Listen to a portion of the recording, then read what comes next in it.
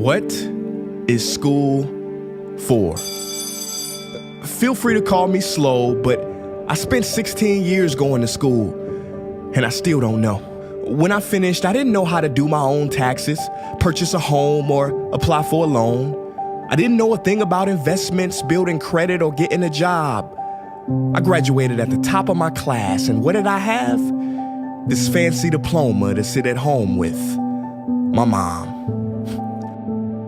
But luckily, they did teach me some important skills like factoring trinomials and how mitochondria is the powerhouse of the cell. I'm so happy I remember the Pythagorean theorem, because it helped me a lot.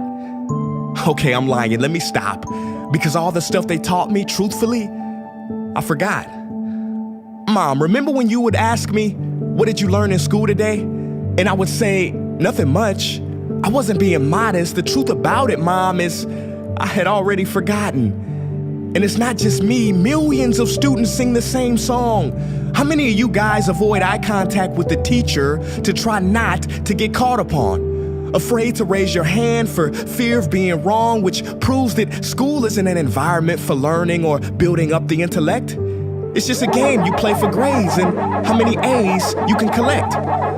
But I guess what do you expect when the most commonly asked question in class is this gonna be on the test? Is this gonna be on the test? See, if school put learning instead of testing and memorizing as the top standard, then the letter F would not stand for failure. It would stand for find another answer. And if school was really interested in our personal and academic success, students would wake up later, have more freedom, and homework a lot less. And that's not my opinion. This conclusion has been scientifically tested and proven. And any teacher that doesn't believe me, feel free to check my works cited page to inspect. Oh, and I did it in MLA format because I know that's all you will accept. See, students would get more benefit from an extra hour of sleep than putting them through the torture of an extra essay, reading 150 pages, doing problems 1 through 60 on the worksheet, and having 3 projects due by the end of the week. Not only is it pointless pain, but it's also dim-witted, because we get so much work, but they don't teach the time management skills to deal with it. See, in school, we are controlled by bells. We have to learn in rooms with the feng shui of a prison cell. We have to ask permission to relieve bodily functions, but not before the teacher asks a million questions like, why didn't you go before class? I'm sorry, my bladder is kind of on its own schedule and it's not always timely. See, teachers always say, use your time wisely. But that never made sense to me. Because these 6 cruel hours of our lives we call school might literally be the worst use of time management ever in history. Think about it, the traditional teaching method is foolish. No, it's useless, multiplied by the square root of stupid. What they do is they cram information in your head, force feeding you, and then you throw it up on the test. That's not education, that's bulimia. And the more bulimic you are, the better you will do on their assessments. So it's no wonder why so many students graduate mentally and emotionally anorexic. See, school teaches you how to memorize dots. True education should teach you how to connect them. True education teaches you how to catch a fish. School teaches you, yeah, you caught the fish, but you didn't show your work, so it doesn't count. Throw it back. I'm just asking, what is school for? It's not education, that's just not true. If you still think that, you might be sniffing glue. See, the word education comes from the Latin root educe, meaning bring out, i.e. bring the gifts out of a person and make them viable. But school doesn't bring out much, it just stuffs more facts inside of you. Now some of that stuff is justifiable. We need reading, writing, and some arithmetic, that's fair. But are you telling me metamorphic and igneous rocks are more important than self-care?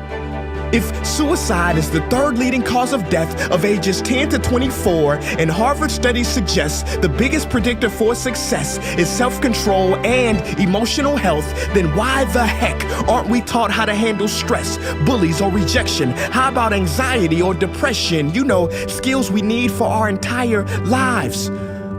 Bro, I don't even know how to cook. I'm honestly surprised I'm still alive. But hey, at least I can name all the battles that happened in the Civil War. Seriously, what is school for? Some say you need it to be successful, and that's something we do not doubt. But do you own a MacBook or iPhone? Did you know they both were created by a dropout? Are you watching this video on Facebook or YouTube? Doesn't matter which you choose. They both were created by dropouts. Ever use Snapchat, WhatsApp, shopped at Whole Foods? Well, thank a dropout. Does your home furniture come from IKEA? Okay, don't get the wrong idea. He was not a dropout. Don't be a fool. I mean, how could he drop out? Ingvar Kamprad, founder of IKEA, never even went to school. I know what you're thinking. He's just picking and choosing. There's millions who didn't go to school that aren't successful. Who is he fooling? And you're right. But open your history books and start perusing. You'll find the very people we idolize in school never really had formal and/or secondary schooling. I'm talking George Washington, Abe Lincoln. America's best presidents had zero school between them. Ben Franklin, Thomas Edison, shall I proceed? Ernest Hemingway, Mark Twain, Teddy Roosevelt, Margaret Mead. Now please, I'm not saying drop out, because some schools are great and many teachers are rare treasures. I'm saying that there's a difference between people who are smart and people who score better. I'm saying that your future is something that no test will ever measure, even if that test begins in 3 letters like SAT, ACT. It's BS if they say those determine your LIFE. No, your destiny is in your hands. You must shape it to be great. So don't expect school to open doors, because it's more likely to slam them in your face.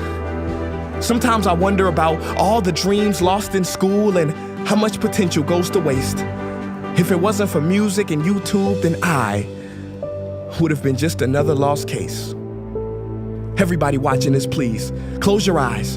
Imagine a child sitting in the back of some teacher's class in some town. He never raises his hand, he fails most of his classes, but inside of him, there is a passion. And if nurtured and brought out, will lead him to discover the cure for cancer. But you see, I'm afraid that that child's gift will never come out.